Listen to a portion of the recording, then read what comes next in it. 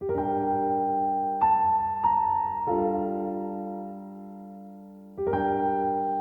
evening, everybody. This is Pastor Kellie. I'm here with my daughter. We're beginning day 10 in the ICU unit, and I keep coming back to Psalm 46. I shared with you a few days ago that Psalm 46 verse 1 was a gift from a wonderful group of friends that really encouraged me.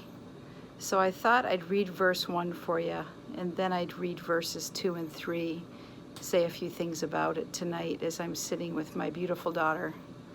And slowly but surely, she makes progress. And yet I find myself still in the midst of the storm, just like all of us who've had our lives changed since COVID. We're still in the midst of COVID. So I find that I turn to Scripture, I turn to prayer, and I keep coming back to Psalm 46. So I'll read it to you. God is our refuge and strength, an ever-present help in trouble. Therefore we will not fear, though the earth should give way, the mountains fall into the heart of the sea, though its waters roar and foam, and the mountains quake with their surging. Such an image it is. A few days ago, we talked about God is our help, our strength, that God is our refuge. But that's only verse 1. And then verse 2 and 3 comes along, and it's almost as if we're tested.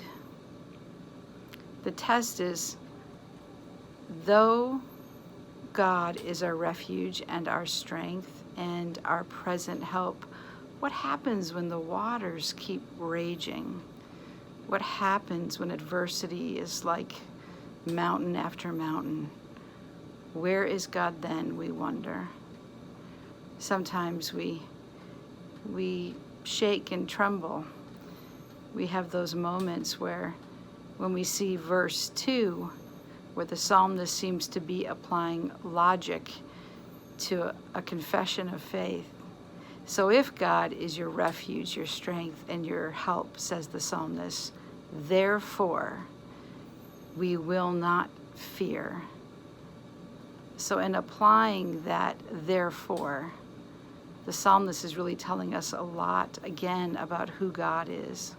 That even though we may have our fears, our anxieties, our raging waters, God is still bigger than any adversity that we face. God is still going to be our refuge, strength, and present help, even though the earth gives way, even though the mountains fall into the heart of the sea, even though the waters roar and foam, even though the mountains quake with their surging. Imagine that the psalmist was trying to describe the most frightening natural disaster he could think of, and now apply it to today with COVID, something we could have never prepared for, a global pandemic. To my daughter in the hospital, in ICU, something that I hadn't prepared for either. I keep having these two images of these two paintings in my head that I saw long ago in seminary classrooms. The first image was a painting, and apparently it had won an art contest. And I just shared this story on the last Sunday where we all met at Rosedale Gardens for worship, and I was able to be in the junior and senior high Sunday school classroom. What a joy that was. And I told them this story on that day when we talked about stress. And the story is that the contest said you should submit a painting that describes perfect peace. Well, when they got it down to the two top winners, one was this bird watching over her nest. And it was just a picture of tranquility. She was in a beautiful tree and a beautiful, strong, thick branch. The sun was shining and all was well. But that came in second. The first painting that won was again a mother bird, again watching over her nest with her young chicks inside.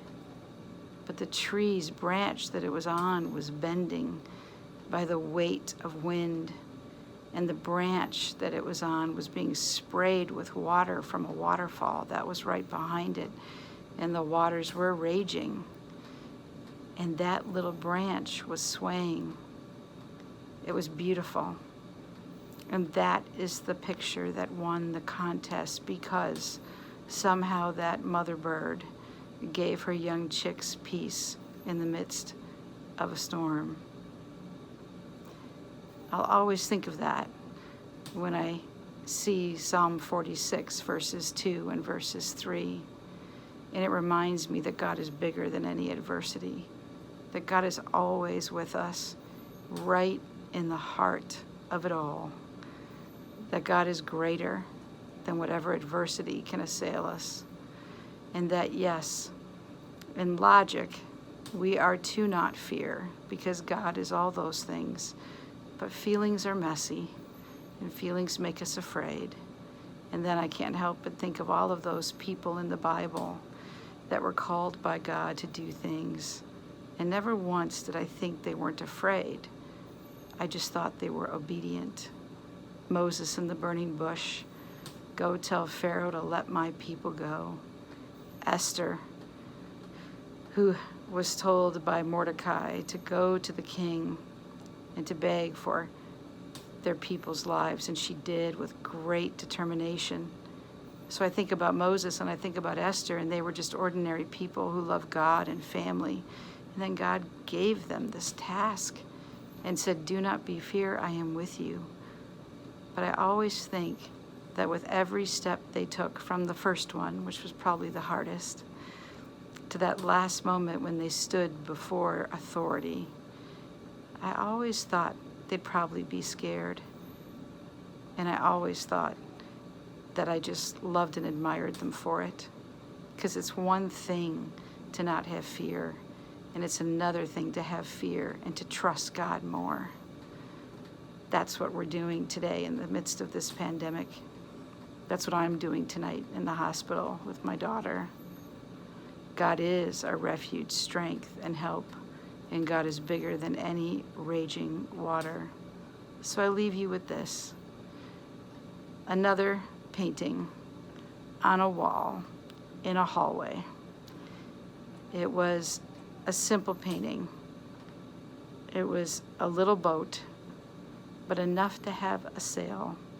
It was just a captain in his boat, and the waters were raging all around. And there was a question at the bottom of the painting. Who is God in this painting?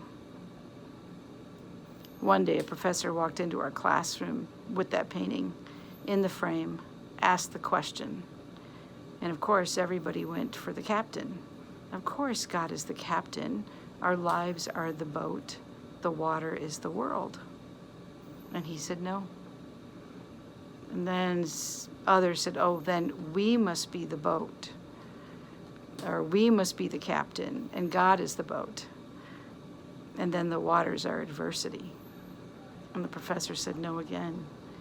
He said, God is the water that holds us up, that is with us always through any adversity.